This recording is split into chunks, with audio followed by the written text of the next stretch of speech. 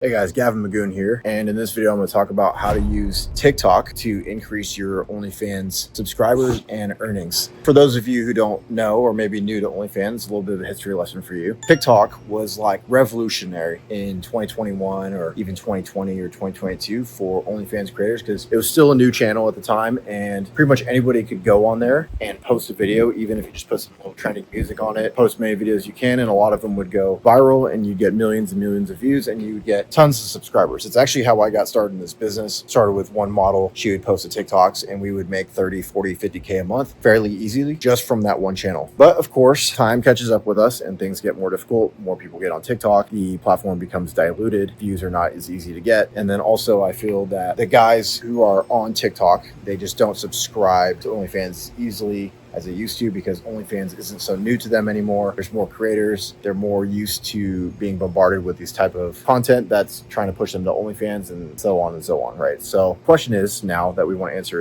is TikTok still useful in 2026? The answer that we're going to say that is yes, absolutely it is, if you know what you're doing and if you're utilizing the channel correctly. So what do? Understand that in TikTok's current state, it's no longer the best channel out there. I would say it comes as maybe like a third or fourth place behind a Instagram, behind a YouTube, behind maybe an X, maybe even behind a Facebook. But the thing that is nice about TikTok that I've come to realize compared to all these other channels is that it's still much easier to get views on there and followers and initial brand recognition and awareness. Now, in digital marketing, it's pretty common that we look at it from a technical aspect and say that like there's a lot of top of funnel traffic, right? And usually your goal with top of funnel traffic is not necessarily to convert people to customers right away. What you want to do with top of funnel traffic is you want to get as much attention and eyeballs as you can up here so that these people turn into followers, right? And then they know your name. So the way I think of TikTok now is really it's a top of funnel traffic method, and it's one of the easiest channels if you do it correctly to get views and get your name out there.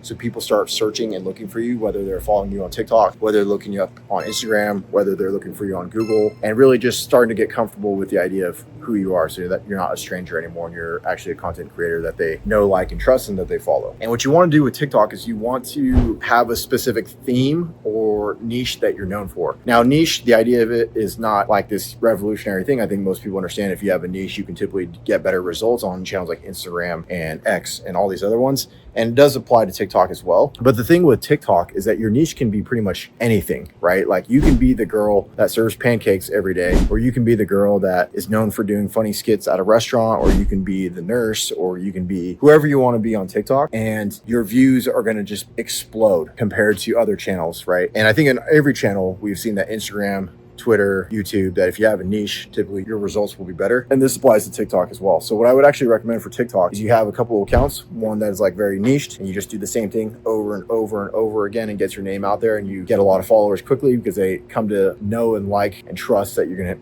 produce the same content that they enjoy every single time. They'll follow you. Then you can use that TikTok account to promote some of your other content, maybe like your catch-all content, whether it's like your near pic selfies or your travel content or whatever it might be. And so what you want to do with TikTok is you want to have a couple of accounts all doing different things. Specifically, if you can do something that you're going to become well known for on each account, get followers, cross promote them a little bit, build your name, make sure the names between them connect. Same how like Nike basketball, Nike soccer, Nike hockey, right? You want to do the same thing with your TikTok, explode your views that way, and then ultimately start to build some brand awareness and brand recognition for yourself. The other thing that is working with TikTok is just posting a lot. I think some people, they are afraid to post a lot on channels like Instagram or maybe YouTube because they want to ensure that their retention and their views on these channels is high, and so that their followers and subscribers see their content quality as like high quality content. But on TikTok, you can do what we call like shit posting, basically, where you just post like 40, 50 times a day if you can produce that much content. And it really doesn't matter if it's super high quality because as long as you're popping off and you're getting views, you're going to get followers, and the review rate on TikTok is just not as high as some other channels. So what you're really trying to do is you're just trying to get your name out there. You're trying to get attention. You're trying to capture people's interest, trying to get them to follow.